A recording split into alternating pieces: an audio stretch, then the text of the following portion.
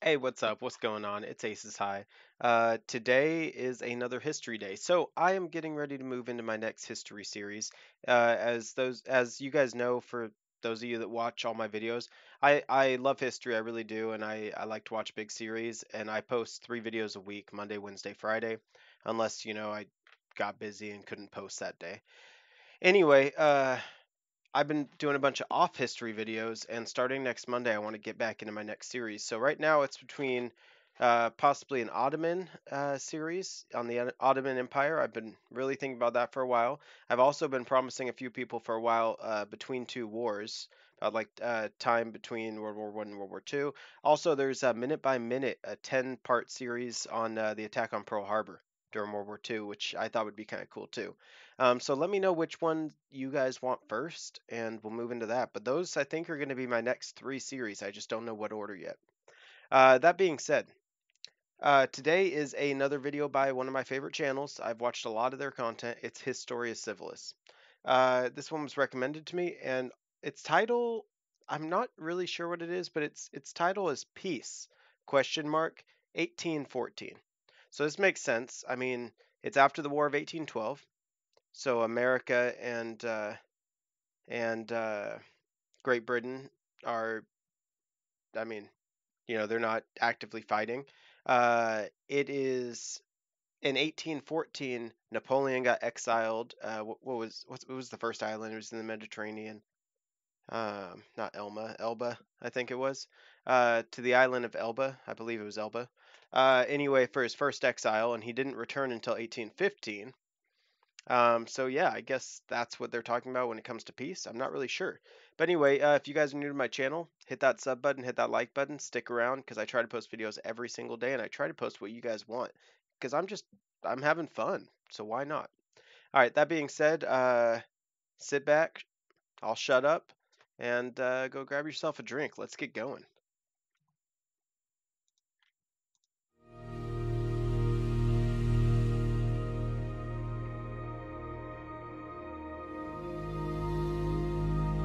I'm writing this in April 2021, and for no reason whatsoever, I have spent the last year thinking about low probability events. All kinds of low probability events. The What do you ones I mean? keep coming back to over and over again, you might say obsessively, are great power conflicts. I should briefly explain what a great power is. A great power is a global power, one that matters outside of its own region. If you can imagine a random crisis breaking out in a random part of the world, great powers are the countries that would be consulted even if they were not directly involved. Okay, A I great got you. power conflict is quite simply a large-scale war between several great powers. These wars have become low-probability events, but when they do happen, the results are always catastrophic. True. Yeah, definitely. One of the features of a great power conflict is that the war dominates every aspect of life. The stakes are so high and the requisite resources are so great that all other areas of human flourishing are temporarily put on hold. Wow. The war consumes everything. World War One, World War Two. I mean, the Napoleonic The other Wars. thing that tends to happen is that millions die. The wars usually get so deadly that it's easier to count casualties as a percentage of a country's total population. With human Jesus. suffering on that scale, even the victors lose. It's best to avoid these kinds of conflicts whenever possible. Unfortunately, oftentimes the person running one side has, I don't want to say greed, I can't think of the right word, but they keep pushing for it and they want what they want. I guess it is greed, and they will, I mean, at whatever cost, they want what they want at whatever cost. It doesn't matter oftentimes. The 30 Years' War was a particularly brutal great power conflict, and became, at the time, the deadliest war in European history. Yeah. That's a video Ever I want since to the watch. end of that war, in 1648, history has revealed to us a troubling pattern. Since 1648, there has, on average, been a major great power conflict once every 50 years, like clockwork. This fact is not predictive. It is not a fundamental law of the universe. Here's the interesting part. 1939. It's been 60, 70, 80 years. A little bit over 80 years. It's yeah, I mean, there's been wars, there's been conflicts, things like that, but they've been on much smaller scales. Nothing like World War One, World War Two, the Napoleonic Wars, the Revolutionary War, all that jazz. Yeah, the 7 Years' War. Oh, so yeah. Spanish. Oh yeah. It's descriptive. It's simply a pattern that has been observed looking backward through history. The reason we use the 30 Years' War as a benchmark is because before that war, it becomes increasingly difficult to say what is and isn't a great power. And if you go back even further, it becomes increasingly difficult to say what is and isn't a country. Nevertheless, if you squint, you can see this playing out in a similar way all the way back into antiquity. There are only two major exceptions to this pattern. The first is right now. At the time I'm writing this, it has been over 75 years since the last great power conflict. Knock on wood. The second is the 19th century, which went an incredible 99 years without a great power conflict. Oh my God, you're right. When I was looking at the numbers, I didn't even realize that. Well, this is the start, but I mean, it went to 15? It wasn't in 1815 when Napoleon lost after his first exile when he came back, and he lost at the Battle of Waterloo. So I mean, 1815. I guess that's yeah. Okay, no, yeah, he's right. Yeah, holy crap, 99 years. Yeah, that's impressive actually. Wow.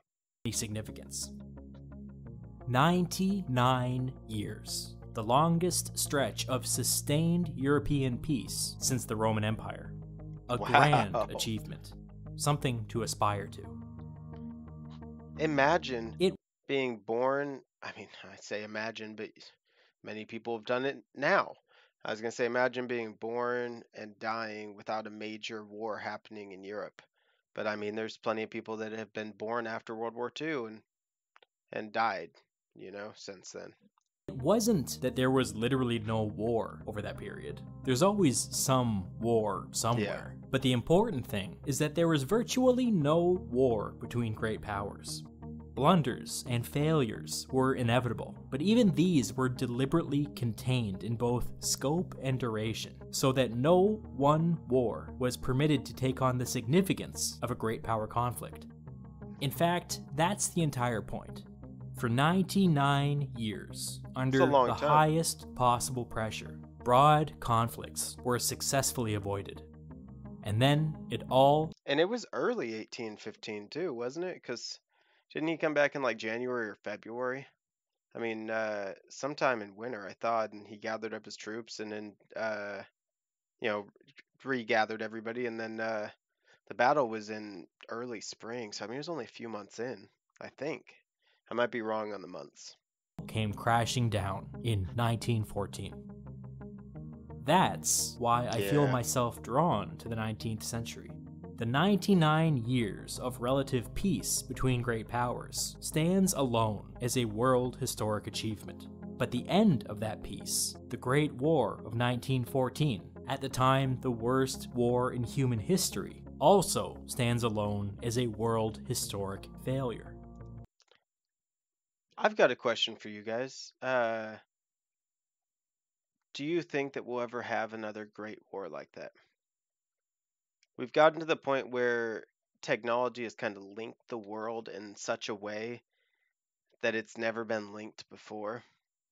And it's an entirely different world. Do you ever think we'll actually have a situation like World War I or World War II, or where one power rises up and everybody else has to try to stop them?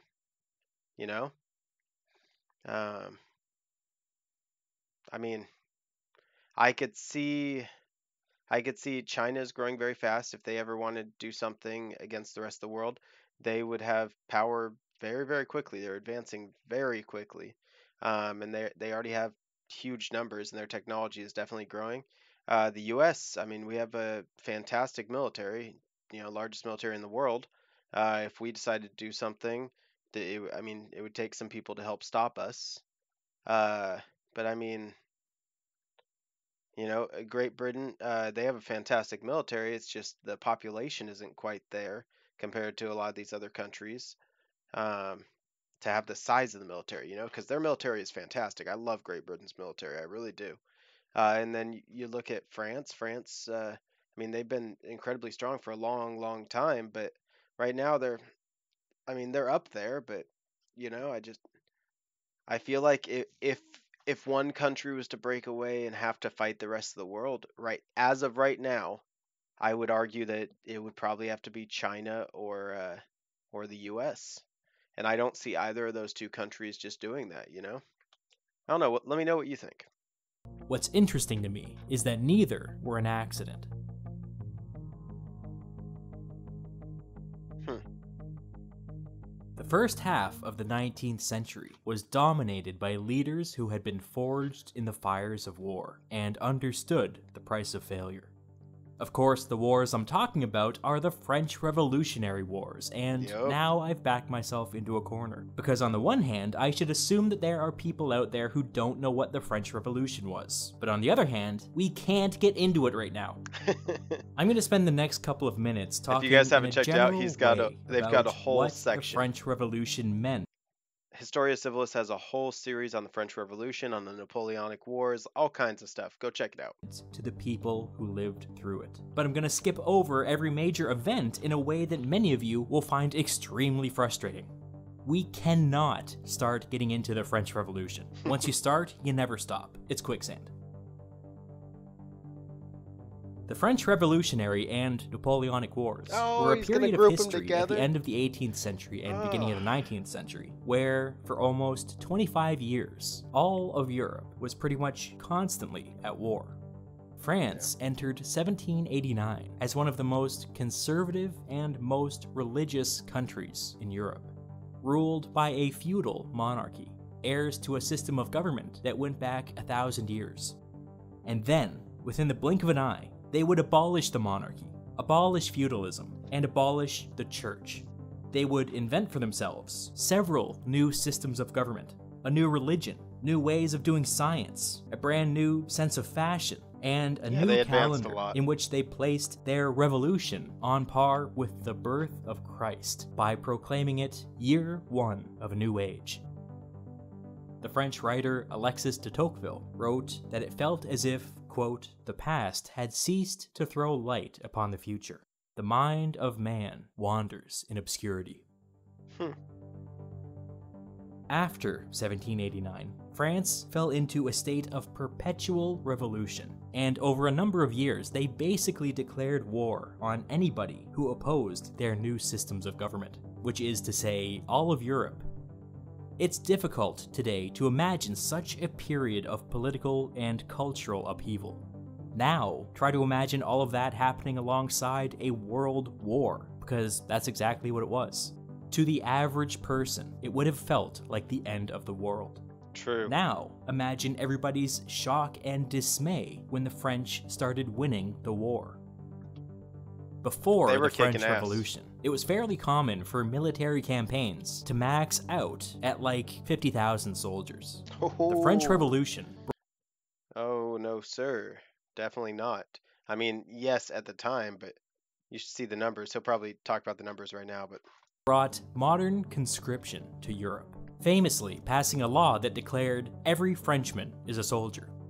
Toward the end of this period, each side in the conflict were maintaining armies of about 1 million men each, fighting in several simultaneous military campaigns across the entire continent.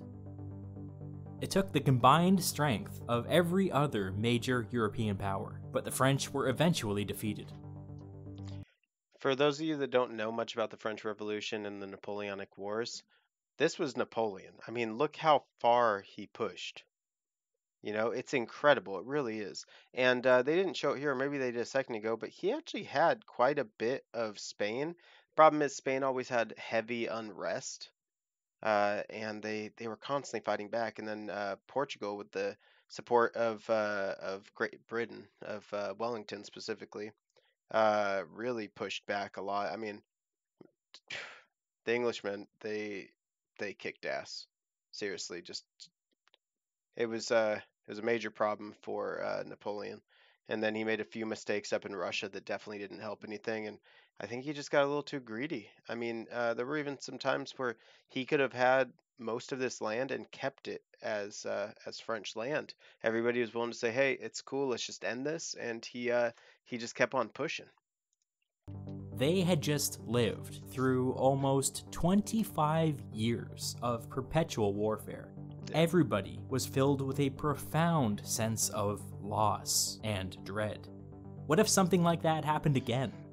The leaders of Europe's great powers came together and collectively decided that going forward, peace would be a priority. The historian Eric Hobsbawm writes of this post-war period, quote, "Kings and statesmen were neither wiser nor more pacific than they were before, but they were unquestionably more frightened." That fear served them well, because great power conflicts on the scale of the French Revolutionary Wars were successfully Wow. banished from Europe for the next 99 years. Hobsbawm, born during World War I and a participant in World War II, wrote that, quote, "A citizen of the 20th century ought to appreciate the magnitude of this achievement. It was all the more impressive because the international scene was far from tranquil, the occasions for conflict abundant. Yet, in spite of these shoals and whirlpools, the diplomatic vessels navigated a difficult stretch of water without collision." Boats. This chart should give you an idea of the scale of that achievement. It tracks how often great powers were at war with each other over a period of 500 years, everything from petty border disputes to world wars. Look here. In the 16th century, the annual probability of there being a war between great powers Was somewhere on the almost planet was over 100%. 90%. The 17th century was much the same, over 90%, but even more deadly, since it included conflicts like the 30 Years' War. Yeah. The 18th century was a little better, on average around 70%, but the French Revolutionary Wars at the very end of the century shook the leaders of Europe's great powers to their core. They feared the future. The next big war had the potential to be so much worse. Then there's the 19th century. Routinely 0% conflict between great powers. 0%.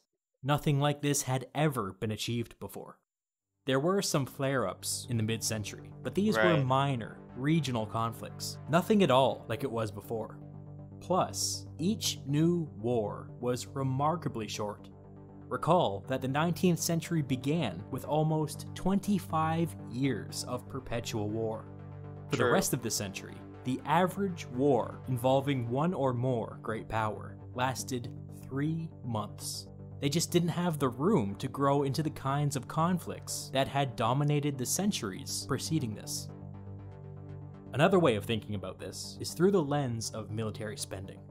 From the medieval period until the 17th century, militaries accounted for, on average, something like 90% of all government spending, with the rest Oh basically my serving as a God. wealth transfer from the poor to the aristocracy. Very little money was actually spent on helping people. That began to change in the 17th century. As states began to invest in their own people, military spending as a proportion of all government spending began a slow and steady decline. And I do mean slow. By the late 18th century, highly militarized states had got that number down to about 75%, while less militarized states were occasionally able to dip as low as 50%. Of course, the French Revolution erased all of that progress and sent military spending back to where it began.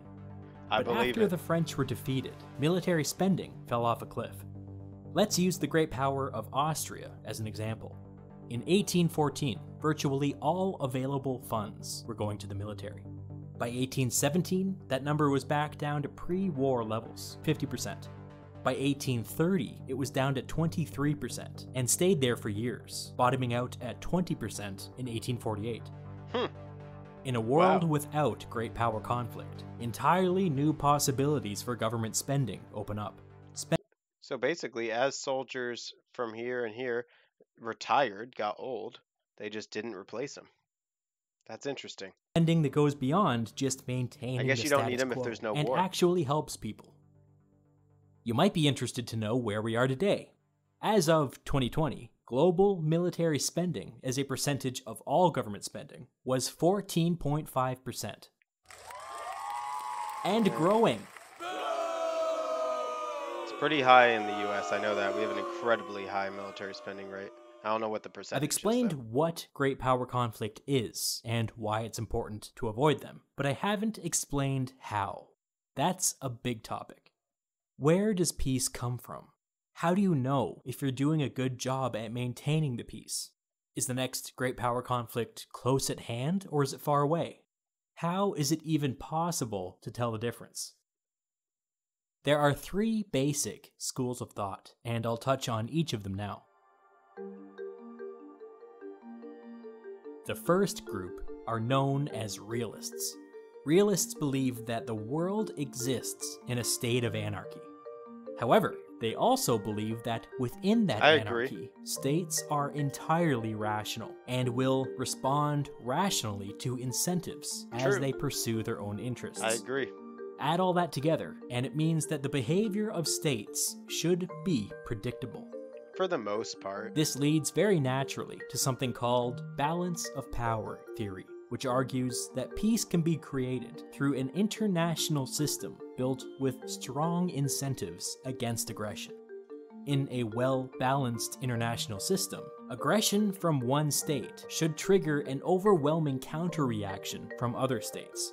In a world of rational actors, this threat of violence should, theoretically, provide the right incentives for peace. To realists, peace is the goal, and war is failure, even though the anarchic nature of the world makes peace a moving target. Unfortunately, this philosophy can be used to justify all sorts of unspeakable behavior. A paranoid mind can misinterpret basic political reform as a threat to the balance of power. And so, at times, protecting the peace can easily morph into protecting the powerful. In the aftermath of the French Revolution, the world was dominated by realists. Just for the sake of contrast, let me briefly run down the 2 rival theories to realism.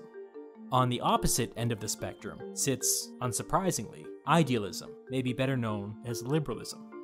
Idealists, or liberals, believe that peace is possible through political alignment. They believe that when 2 states agree when it comes to politics, economics, trade, values, whatever, the probability of war decreases. It does. As a consequence, but some idealists they believe can that break political it. alignment is a worthy goal unto itself, even if it takes a teeny tiny war to get there. These people are known as sickos. Unlike the realists, who believe that we live in an endless state of anarchy, the idealists, or liberals, believe that if we get the mix just right, we might be able to bring order to the chaos and end war forever. I don't think that will ever happen. Straight up.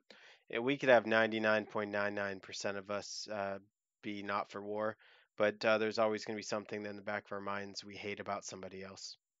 I mean, we've got religion, we've got race, we've got different countries, we've got hell. I see people get pissed off about Android versus Apple for their stupid frickin' phones. I mean, come on. In this context, the French Revolution was an explosion of liberalism. The revolutionaries saw the world through the lens of political alignment, and went so far to say that if you were not in political alignment with their new French Republic, then you were an enemy. It's probably smart. The for them to Marxists do, came along in the mid-19th century, found this realism to liberalism spectrum wholly unsatisfying, and tried to invent a third way. They argue that war is simply a byproduct of economic inequality, and that reducing that inequality produces peace. The Marxists believe that this rule applies both domestically and internationally, which means that the actions of any individual state are not nearly as important as material inequality across the board. It's for this reason that Marxists are sometimes referred to as economic determinists or materialists. Marx himself says it quite plainly. The history of all hitherto existing societies is the history of class struggles, full stop. Dude, every time I see Karl Marx, man, just that hair. Realists see trouble when a strong state is next to a weak state, because the world is in a state of anarchy. True. Liberals see trouble when a state with an open political system is next to a state with a closed political system, because the world is governed by political alignment. Marxists see trouble when a rich state is next to a poor state, because the world is driven by economic inequality. The thing is that all three of these statements can be true, and they can even be true at the same time. The world is infinitely complex. No one theory is able to fully explain why it is as it is. These are simply three analytical tools, and if you find any of them useful, then Godspeed. Like I said before, the French Revolution was an explosion of liberalism, and so it shouldn't come as a surprise that the reaction to the French Revolution was a realist reaction. In order to prevent another great power conflict, the victors over France thought in terms of constraints. With these constraints, they sought to create a well-balanced international system, where rational actors would favor peace over war. Okay. That international system will be the topic of a future video. In it, we will talk about the generation of leaders that were left to pick up the pieces after the French Revolution, and how they set the stage for a century of peace. That's actually something I don't know much about. Is I guess that period of peace after 1815. Yeah, I mean the mid to late 1800s. I don't know much about it. I mean, I know what happened in American history. I know that we had our Civil War during that time, and major improvements regarding slavery and trade in America. But I don't. Other than that, I don't know too much about what really went on during that time, and that'd be a really cool thing to learn. So I might check out that video.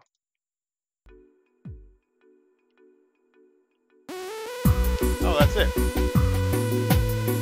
All right. As always, I love Historia Civilis. I really do. They have an awesome channel. If you guys haven't checked them out, go check them out. They kill it, seriously. And it's one person. That's what's really impressive. A lot of these channels are a huge team. It is one person doing this. Anyway, hope you guys dug it. Again, let me know which one of those three series, the Ottomans, Between Two Wars, or Minute by Minute on the attack on Pearl Harbor, that you guys would like me to start as my next series. Till next time, I love y'all. This is Aces High, and I'm out.